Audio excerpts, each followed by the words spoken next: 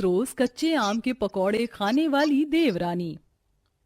कितने हरे हरे कच्चे कच्चे आम ठेलों पर बिक रहे हैं, मगर ससुराल ना जाना होता तो अभी कार से भागती हुई जाती और इन कच्चे आम को खरीद कर इनके गर्मा गर्म पकौड़े बनाकर खाती।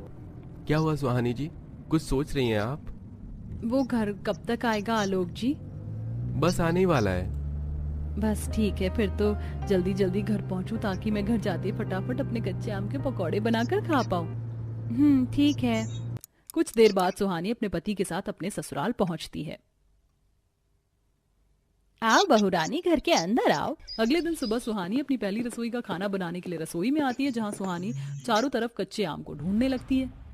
क्या जुल्म है, पूरी रसोई छान मार ली पर कहीं कच्चे आम दिखाई नहीं दे रहे। एक बार फ्रिज भी खोल के देखती हूँ। सुहानी को फ्रिज में भी चारों तरफ कच्चे आम नजर नहीं आते। फ्रिज में भी कहीं नहीं है कच्चे आम। अब कैसे बनाकर खाऊं अपने मनपसंद कच्चे आम के पकौड़े? तभी पसीने में भीगती हुई और आंचल से पसीना पोंछती हुई सुहानी की जेठानी रसोई में आती है। हाँ, कितनी गर्मी पड़ रही है। क्या हुआ देवरानी जी, कुछ ढूंढ रही हो क्या? हाँ, वो मैं कच्चे आम ढूंढ रही थी रसोई में, पर चारों तरफ देख लिया, कहीं कच्चे आम ही नहीं मिले। क्या कहा, कच्चे आम? इतनी गर्मी पड़ रही है और तुम्हें गर्म फल ही खाने? तुम्हें पता है आम की तासीर कितनी गर्म होती है। इतनी गर्मी में कच्चे आम खाना ठीक नहीं है। तुम कहो तो मैं तुम्हारे लिए तरबूज मंगा दूं। नहीं, तरबूज नहीं, कच्चे आम जेठानी जी, क्योंकि मुझे कच्चे आम के पकौड़े खाना बहुत पसंद है। ठीक है, मैं ऑनलाइन मंगा देती हूँ, पर देवरानी जी गर्मी बहुत पड़ रही है, इसलिए कम ही बनाना अपने कच्चे आम के पकौड़े। ज्यादा खाना सेहत के लिए ठीक नहीं है। जी ठीक है जेठानी जी, मैं कम ही खाऊंगी। अब सुहानी ऑनलाइन मंगाई कच्चे आम को अच्छे से धोकर काट कर उसके अंदर बेसन, मिर्ची, धनिया पाउडर, नमक, हल्दी मिलाकर गरम गरम कच्चे आम के पकौड़े बनाती है और ससुराल वालों को अन्य व्यंजन के साथ आम के पकौड़े भी परोसती है। रजनी जैसे ही आम के पकौड़े खाती है, उसके दांतों में एक खटास लगती है। रजनी दोनों हाथ से अपने मुंह को पकड़ी हुई कहती है, आह मेरे दांत, ये क्या बनाया है बहू, खट्टा खट्टा। माँ जी, देवरानी जी ने कच्चे आम के पकौड़े बनाए हैं। क्या, कच्चे आम के पकौड़े? अरे कच्चे आम के आम पापड़, कच्चे आम का अचार तो सुना था, पर ये कच्चे आम के पकौड़े कौन खाता है? मैं खाती हूँ ना कच्चे आम के पकौड़े, आप भी खाइए, आपको भी मजा आएगा। मेरे तो मुंह में पानी आ रहा है। इसी तरह अब रात के खाने में भी सुहानी ढेर सारे कच्चे आम के पकौड़े बनाकर घर वालों को परोसती है। ये क्या सुहानी, तुमने फिर से कच्चे आम के पकौड़े बना दिए? ये क्या बहू, तूने कच्चे आम के सिवा कोई दूसरी सब्जी नहीं बनाई, ये जानते हुए कि हमें कच्चे आम के पकौड़े खाने बिल्कुल पसंद नहीं है। वही तो माँ जी, एक तो इतनी गर्मी पड़ रही है, ऊपर से देवरानी जी को गरम तासीर का कच्चा आम, वो भी तेल मसाले में तल के पकौड़े बना के खाना होता है। अगर यही हाल रहा तो जल्दी हम लोग बीमार पड़ जाएंगे। आपका डाइजेस्टिंग सिस्टम कमजोर है क्या जेठानी जी, जो 2 से 4 कच्चे आम के पकौड़े नहीं पचा सकती? आप लोगों को खाना है खाइए, नहीं खाना है मत खाइए। मैं तो खा रही हूँ अपने कच्चे आम के गर्मा गर्म पकौड़े।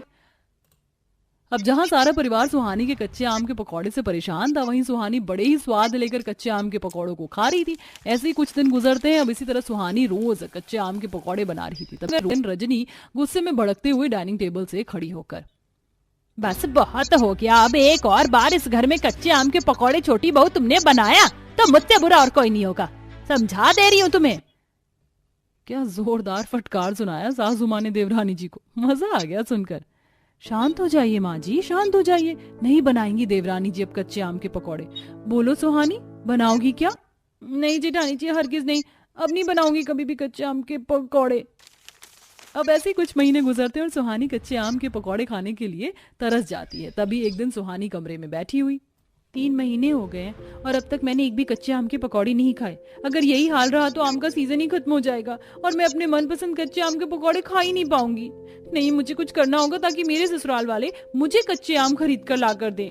अगले दिन सुबह सुहानी प्रेगनेंसी किट पर गन्ने का जूस गिराकर पॉजिटिव मार्क लेकर अपने पति के पास आती है। आलोक जी, गुड न्यूज, आप पापा बनने वाले हैं। आलोक खुशी से झूमता हुआ घुटनों के बल बैठकर अपना सर सुहानी के पेट पर रखकर, सुहानी, सुहानी, मैं तुम्हें बता नहीं सकता मैं कितना खुश हूँ। तुम माँ बनने वाली हो और मैं पापा बनने वाला हूँ। चलो चलकर ये बात घर में सभी को बताते हैं। सुहानी के साथ आलोक हॉल में आता है और ये बात अपने पूरे परिवार वालों से कहता है। अरे वाह, ये तो बहुत ही खुशी की बात है। बता बहू, तू आज क्या खाना चाहती है, मैं वही खिलाऊंगी तुझे। अच्छा मौका है माँ जी से कच्चे आम मंगवाने का। माँ जी, अभी तो मेरा कुछ खट्टा खाने का मन कर रहा है, तो आप कच्चे आम ला दीजिए ना बाजार से। गई भैंस पानी में, मेरी देवरानी प्रेग्नेंट हो गई। अब तो भरी गर्मी में जी भर के मेरी देवरानी कच्चे आम के पकौड़े बनाकर खाएगी और हमें भी खिलाएगी। अरे बड़ी बहू तू कहाँ खो गई, जा बाजार से अपनी देवरानी के लिए कच्चे आम खरीद कर ले आ। क्या माँ जी, आपको पता है बाहर कितनी गर्मी हो रही है, अब इतनी गर्मी में मैं कच्चे आम खरीदने जाऊँ? अरे तो क्या हो गया, तू कौन सा ऐश्वर्या राय है जो धूप में तेरी त्वचा काली हो जाएगी? जा फटाफट कच्चे आम खरीद कर ले आ। अब प्रज्ञा कड़कड़ाती हुई धूप में गर्मी में पसीना पोंछती हुई बाजार से कच्चे आम खरीदती है। भैया ये कच्चे आम 5 किलो कर दो। ये रुकिए, मैं अभी कर देता हूँ। अब प्रज्ञा कच्चे आम लेकर अपनी देवरानी को देती है। अब शाम को आलोक भी ढेर सारा कच्चे आम खरीद कर ले आता है। वहीं गली के बाहर रजनी भी कच्चे आम खरीद लेती है। बाप रे बाप, नहीं मिला तो नहीं मिला, और मिला तो इतना मिल गया कि जहाँ देखो वहीं कच्चे आम नजर आ रहे। अब तो जी भर के अपने कच्चे आम के पकौड़े बनाकर खाऊंगी। अब सुहानी तीनों टाइम कच्चे आम के पकौड़े बनाकर खाती रहती है।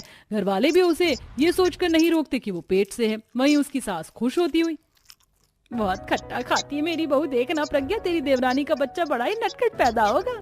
तभी एक रात सुहानी रसोई से कच्चे आम के पकौड़े मुट्ठी में भरकर अपने कमरे में ले जा रही थी, जिसे देख उसकी जेठानी कहती है, देवरानी जी मेरी बात का बुरा मत मानिएगा, लेकिन आप प्रेग्नेंट हो और इतना ज्यादा कच्चा आम खाना आपकी सेहत के लिए ठीक नहीं है। आम गर्म होता है, इससे आपके बच्चे को भी नुकसान पहुंच सकता है।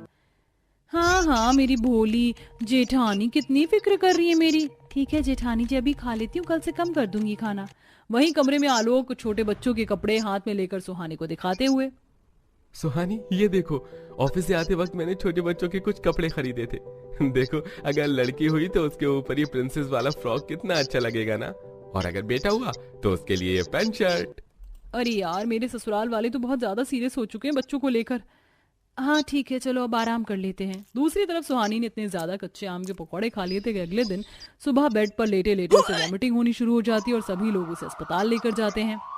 पेशेंट ने खाने में गर्म तासीर का डाइट ज्यादा लिया है, जिस वजह से उनके पेट में गर्मी हो गई है और इसलिए उन्हें बार बार उल्टी आ रही है। फिलहाल अभी वो ठीक है। चलो भगवान का शुक्र है। अच्छा डॉक्टर, और उसके पेट में जो बच्चा है वो तो ठीक है ना, उसे तो कोई खतरा नहीं है? बच्चा? कैसा बच्चा? वो मेरी बहू प्रेग्नेंट है ना। नहीं तो आपकी बहू प्रेग्नेंट नहीं है? क्या मेरी देवरानी प्रेग्नेंट नहीं है? इसका मतलब देवरानी जी आपने हमसे झूठ कहा। हाँ मैंने आपसे झूठ कहा था कि मैं माँ बनने वाली हूँ, ताकि मैं अपने मनपसंद कच्चे आम के पकौड़े निश्चिंत होकर खा सकूं। क्या तूने हमसे झूठ कहा? बहू तुझे शर्म नहीं आई ऐसा करते हुए, हमें झूठा सपना दिखाते हुए? छी, 2 कौड़ी के कच्चे आम के पकौड़े खाने के लिए बहू तुम्हारी भावनाओं से खेलती रही। देवरानी जी आपको ऐसा नहीं करना चाहिए। देखिए माँ जी को कितनी तकलीफ हो रही है। माँ जी मुझे माफ कर दीजिए, मुझसे बहुत बड़ी गलती हो गई, और देखिए मुझे मेरी गलती की सजा भी मिल गई है। कच्चे आम के पकौड़े जरूरत से ज्यादा खाने की वजह से देखिए मेरी सेहत पूरी तरीके से खराब हो चुकी है, और अब मैं आपसे वादा करती हूँ कि मैं कभी कच्चे आम के पकौड़े खाना तो दूर, कच्चे आम की तरफ देखूंगी भी नहीं। माँ, सुहानी को उसकी गलती का एहसास हो गया है, अब आप उसे माफ कर दीजिए, और अगर आप उसे माफ करेंगे तभी तो मैं आपको जल्दी खुशखबरी सुना पाऊंगा। आलोक की बातें सुनकर रजनी मुस्कुराती है और अपनी बहू की सारी गलतियां माफ कर देती है।